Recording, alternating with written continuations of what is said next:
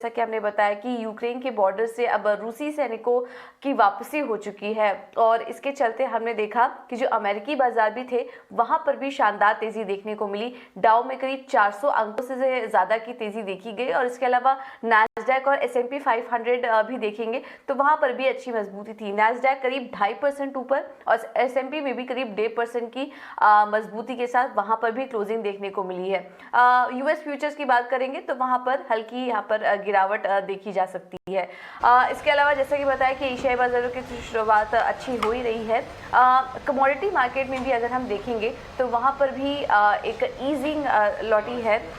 Brent crude हमने देखा कि 7 साल के ऊपरी स्तर पे पहुंच चुका था, अब वहां से फिसल चुका है और फिर से 92 के स्तर के आसपास इस वक्त ब्रेंट कारोबार कर रहा है। वही कॉमेक्स पर भी सोने में जब जिस तरह से क्योंकि एक सुरक्षित निवेश माना जाता है सोने को भी, तो वहाँ पर भी जिस तरह से एक नरमी आई है, वहाँ पर भी सेंटीमेंट थोड़ा नेगेटिव होता हुआ दिखाई दिया। $1850 के पास इस वक्त सोना भी यहाँ पर कारोबार कर रहा है, तो थोड़ी यहाँ पर भी कमजोरी देखने को मिली है। यूरोप में एक बाजारों को अगर देखेंगे तो वहाँ पर भी एक अच्छी मजबूती के साथ हमने क्लोजिंग देखी। हरे निशान में वहाँ पर भी बंद हुए और कुछ और कमोडिटी मार्केट्स में अगर देखेंगे तो ऑयल प्राइसेस में भी कमी आई है और गोल्ड प्राइसेस में भी अब $52 के पास पहुंच चुके हैं। इसके अलावा जो दूसरे एसेट क्लासेस हैं, जैसे कि अगर डॉलर इंडेक्स की बात करें तो वहां पर भी नरमी आई। 96 मार्क्स के आसपास डॉलर इंडेक्स भी दिखाई दिया। जिस तरह से टेंशन कम हुई उसका असर हमने देखा यील्ड्स पे भी देखने को मिला। जिस तरह से यील्ड में हम लगातार एक बढ़त देख रहे थे, अब यूएस का जो 10 साल का ट्रेजरी यील्ड्स है वो भी अब 2% के आसपास आ चुका है, इधर भी नरमी देखी गई है। हालांकि बिटकॉइन हमने देखा था कि सभी ऐसे क्लासेस में प्रेशर था, बिटकॉइन में भी उसका असर देखने को मिला, लेकिन अब वो भी वहां पर भी एक बढ़त देखी गई और 4.5% की बढ़त शुरुआती ट्रेड में वहां पर भी देखने को मिली है। तो सभी एसेट क्लासेस में जो सेंटीमेंट खराब हो चुका था वो वहां पर सुधार देखने को मिल रहा है और अच्छे संकेत हम कह सकते हैं इस वक्त ग्लोबल मार्केट से देखने को मिल रहे हैं।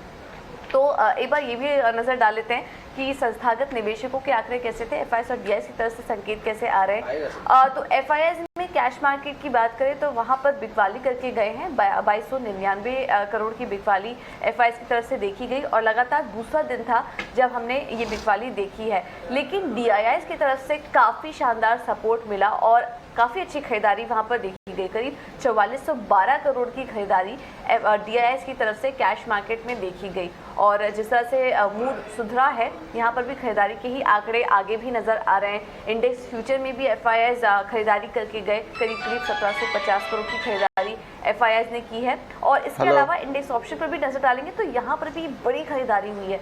8199 करोड़ की खरीदारी एफआईआई इंडेक्स ऑप्शन में भी करके गए हैं। तो यहाँ पर भी हम देख रहे हैं कि सेंटीमेंट सुधरा है। कैश मार्केट में जरूर बिकवाली का आंकड़ा नजर आ रहा है, लेकिन डीआईएस का पूरा एक सपोर्ट मिला है और बाकी सारे जो भी सेगमेंट हैं वहां पर भी हम देख रहे हैं कि विदेशी निवेशकों ने अच्छी खरीदारी की है। लेकिन ध्यान रखिएगा यहाँ पर कल एक्सपायरी का भी दिन है और उसके पहले वीकली एक्सपायरी का दिन है, उसके पहले थोड़ा उतार चढ़ाव देखने को मिल सकता है। तो आगे हम समझेंगे कि मार्केट में रणनीति क्या होनी चाहिए। इनफैक्ट हमारे साथ इस वक्त फोन लाइन के जरिए तानिशा अकेडमी के नितिलेश पावस्कर भी जुड़ चुके हैं। नितिलेश जी, बहुत बहुत शुक्रिया इटीना स्वदेश को समय देने के लिए। कल तो हमने देखा काफी अच्छी रिकवरी थी, जैसे ही ये अपडेट आया अपने ट्रूप्स वापस ले लिए हैं रशिया ने, उसके बाद सेंटीमेंट में काफी अच्छा सुधार देखा। भारतीय बाजारों में तो तेजी थी ही कल देखी हमने, लेकिन आज हम देख रहे हैं कि ग्लोबल मार्केट से भी जो संकेत मिल रहे हैं काफी ज्यादा पॉजिटिव हैं। इन तमाम फैक्टर्स को आज के लिए आप कैसे देख रहे हैं और आज मार्केट की चाल कैसी होनी चाहिए, निफ्टी और बैंक निफ्टी दोनों में ही रणनीति शेयर कीजिए। Good morning ma'am. पहले तो अगर हम लोग बात करेंगे कल की जो रिकवरी आई है 16800 के इम्पोर्टेंट सपोर्ट के आसपास एक अच्छा खासा रिकवरी आया है। अभी अगर हम लोग बात करेंगे निफ्टी में थोड़ा सा बाय ऑन डिप्स का ही रणनीति हमें रखना है। 17280 से लेकर 17300 अगर ये रेंज में निफ्टी हमें मिलता है तो 17165 के स्टॉप लॉस के साथ हमें लॉन्ग ही इनिशिएट करना है। 17420 ये हमारा पहला टारगेट होगा और 17480 ये दूसरा टारगेट होगा। अगर ये 17500 के ऊपर सस्टेन होना चालू कर देता है तो हमें 17400 के ट्रेलिंग बेसिस के स्टॉप लॉस के साथ लॉन्ग पोजीशन ही रखनी चाहिए। अगर बात रही बैंक निफ्टी की, बैंक निफ्टी के कंपैरिजन में मुझे अच्छा खासा स्ट्रांग लग रहा है। अगर ये 37,900 से लेकर 38,000 यहाँ पे अगर कुछ डीप दिखाता है तो 37,650 ये स्टॉप लॉस के साथ हमें लॉन्ग इनिशिएट करना है। 38,600 से लेके 38,800 ये हमारे लक्ष्य हो सकते हैं। राइट, ओके, तो ये रणनीति निफ्टी और बैंक निफ्टी में आपको बता दी गई है। आज भी तेजी का माहौल दिख सकता है और 17,300 तक के लेवल्स आपको सुझाए गए हैं निफ्टी में। बैंक निफ्टी में भी लेवल्स सुझाए गए 37,900 37,800 के लेवल्स बैंक निफ्टी में भी देखने को मिल सकते हैं। इसके अलावा निखिलेश, आज के लिए ट्रेडिंग रणनीति क्या होगी? जी, अगर आज हम लोग देखेंगे तो HDFC AMC एक अच्छा खासा मोमेंटम के साथ अभी चल रहा है। इसको हमें 210 के ऊपर जैसे ही ब्रेकआउट आएगा तो हमें इसमें इनिशिएट करना है बाय, और उसका जो स्टॉप लॉस बन के आएगा वो होगा 2140 का, और टारगेट बन के आ रहा है 2300 का पहला टारगेट और 2370 का दूसरा टारगेट। नेक्स्ट जो मेरा पीक होगा वो होगा रिलायंस का 2400 से लेके 2390। ये अगर रेंज में मिलता है तो रिलायंस को डेफिनेटली बाय करना चाहिए। स्टॉप लॉस इसमें हम लोग 2360 का लगाएंगे। टारगेट हम लोग बात करेंगे 2450 और 2510 का हमारा दूसरा टारगेट होगा। और एक अच्छा पीक है मुथूट फाइनेंस। देखो, रैली में ये स्टॉक नहीं चला है, इसको हमें 1360 के ऊपर लेके जाना है। स्टॉप लॉस 1330 का होगा। टारगेट की अगर हम लोग बात करेंगे तो 1420 से लेके 1460, ये दो टारगेट हमें देखने को मिल सकते हैं। ऑलराइट, तो 3 स्टॉक्स हैं जहां पर कि आपको खरीदारी करने की राय दी जा रही है। बहुत बहुत शुक्रिया निखिलेश आपका हमारे साथ जुड़ने के लिए और ये रणनीति भी सुझाने के लिए। तो तीनों कॉल्स हैं, एक तो है HDFC AMC, यहाँ पर खरीदारी करके चलिए 2300 के लक्ष्य के लिए 2370 तक के लक्ष्य यहाँ पर देखने को मिल सकते हैं। दूसरा कॉल है रिलायंस का। रिलायंस में भी हमने देखा था कि आखिरी कुछ घंटों में शानदार तेजी देखने को मिली थी, अपने दिन के ऊपरी स्तर पर आ गया था रिलायंस का शेयर भी। यहाँ पर भी आप खरीदारी करके चल सकते हैं, मजबूती और बढ़ सकती है, लेकिन 2400 के लेवल्स पर खरीदारी करिए। 2450 और 2510 के लेवल्स रिलायंस में देखने को मिल सकते हैं। इन सभी कॉल्स को नोट डाउन कर लीजिए एक बार। HDFC AMC रिलायंस दोनों में खरीदारी करने की राय। इसके अलावा मुथूट फाइनेंस, यहाँ पर भी खरीदारी करने की राय होगी। कल हमने देखा था कि कल की जो रैली आई थी उसने ज़्यादा सपोर्ट नहीं किया था मुथूट फाइनेंस ने, लेकिन खरीदारी करके चल सकते हैं। 1360 के ऊपर अगर ये आता है तब यहाँ पर खरीदारी करिए। लक्ष्य होगा 1420 1440, ये दो टारगेट्स दिए हैं, इसके लिए आप खरीदारी कर सकते हैं। ये जो 3 कॉल्स हो गई, इसके अलावा भी कुछ कॉल्स हमें मिल रही हैं, वो भी हम आपको एक एक करके बता देते हैं। निर्मल बैंक की तरफ से SRF में खरीदारी करने की राय आज है और ये 2560 के लेवल्स देख रहे हैं। स्टॉप लॉस होगा 2450 का। और जो दूसरा कॉल है उसमें वो लॉरस लैब्स में खरीदारी करने की राय दे रहे हैं 565 के लक्ष्य के लिए। स्टॉप लॉस होगा 548 का। तो दोनों ही मिड कैप स्टॉक्स में इनकी खरीदारी करने की राय। कल हमने देखा कि मिड कैप में भी काफ़ी अच्छा मोमेंटम देखने को मिला इंडेक्स में। 5 पैसा ऑफलाइन की तरफ से भी जो 2 कॉल्स आ रहे हैं उस पर भी एक बार नज़र डालिए। और रिलायंस पर हम देख रहे हैं कि काफ़ी सारे जानकार बुलिश हैं, इन्होंने भी रिलायंस पर ही खरीदारी करने की राय दी है। 2480 के लेवल्स रिलायंस में देखने को मिल सकते हैं। स्टॉप लॉस होगा 2380 का। और जो दूसरा कॉल है वो बैंकिंग स्टॉक्स में है, बंधन बैंक। यहाँ पर आप खरीदारी करके चलिए 316 के स्टॉप लॉस के साथ। 345 के लेवल्स आज स्टॉक में देखने को मिल सकते हैं। तो करीब हमने आपको आज के सेशन में देखिए 9 कॉल्स बताई हैं और सभी में खरीदारी करने की राय है। रिलायंस में जानकार काफ़ी ज़्यादा बुलिश नज़र आ रहे हैं, तो यहाँ पर आप ज़रूर नज़र रखिए। तो चलिए, ये तो बात हुई इक्विटी मार्केट की और ट्रेडिंग की रणनीति भी हमने आपको बताई। लेकिन इसके अलावा भी अब रिजल्ट सीजन तो ख़त्म हो चुका है, तो अब ढेर सारी खबरें भी अब धीरे धीरे करके आ रही हैं कंपनियों की तरफ से। तो किस तरह के अनाउंसमेंट हुए हैं और कौन कौन सी खबरें हैं जो कि आज फोकस में रहेंगी, ये भी समझ लेते हैं। शरद हमारे साथ जुड़ चुके हैं पूरी डिटेल्स के साथ। शरद, गुड मॉर्निंग। बताइए आज खबरों के लिहाज से एक्शन कहाँ देखने को मिल सकता है? गुड मॉर्निंग पूजा। तो सबसे पहले जो है आईपीओ मार्केट्स के बारे में बात कर लेते हैं। यहाँ पे जो है आज लिस्टिंग होने वाली है वेदांत फैशंस के। उसका ब्रांड देखे तो मान्यवर ब्रांड है और यहाँ पे जो है सब्सक्रिप्शन अगर ओवरऑल देखा जाए तो ऑलमोस्ट 2.57 टाइम सब्सक्राइब हुए थे और आईपीओ का जो प्राइस है वो 866 रुपीज़ प्रति शेयर रहेगा।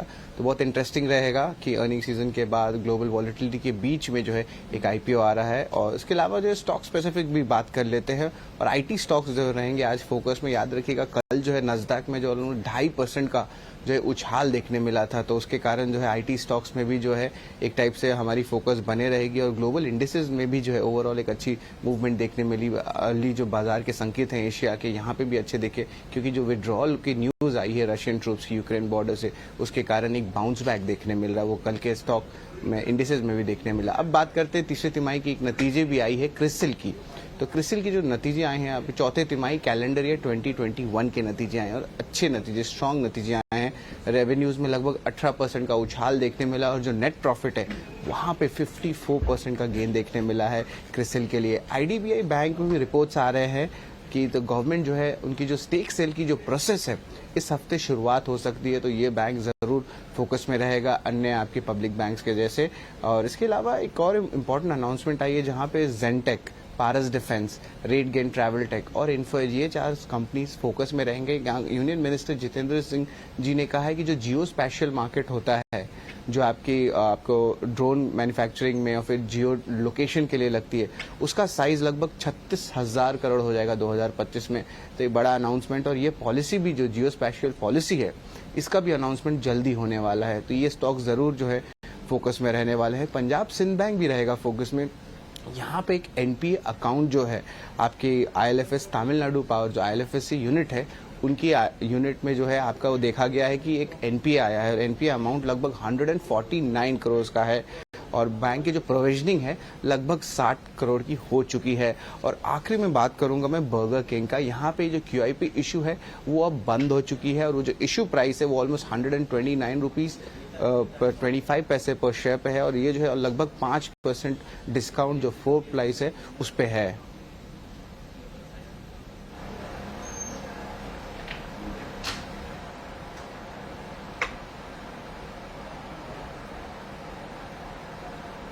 प्राइमरी मार्केट तो फोकस में है ही। यहाँ से वेदांत फैशन का आईपीओ फोकस में है। कुल सब्सक्रिप्शन अभी तक जो मिला है वो 2.5 गुना भरा है ये आईपीओ। और इसके अलावा भी ढेर सारी खबरें हैं। आईटी शेयरों पर जरूर नजर रखिए। कल हमने देखा था कि आईटी काउंटर्स में अच्छी तेजी भी देखने को मिली थी और आज भी ये फोकस में रह सकते हैं। नैस्डैक में जिस तरह से तेजी देखने को मिली थी। इसके अलावा क्रिसिल के नतीजे आ रहे हैं। अभी भी हम देख रहे हैं कि कुछ मिड कैप स्मॉल कैप कंपनियों के नतीजे अभी भी बाकी हैं, वो धीरे धीरे करके आ रहे हैं और हम आपके सामने वो सभी स्टॉक्स रखते रहेंगे। इसके अलावा आईडीबीआई बैंक फोकस में रहेगा।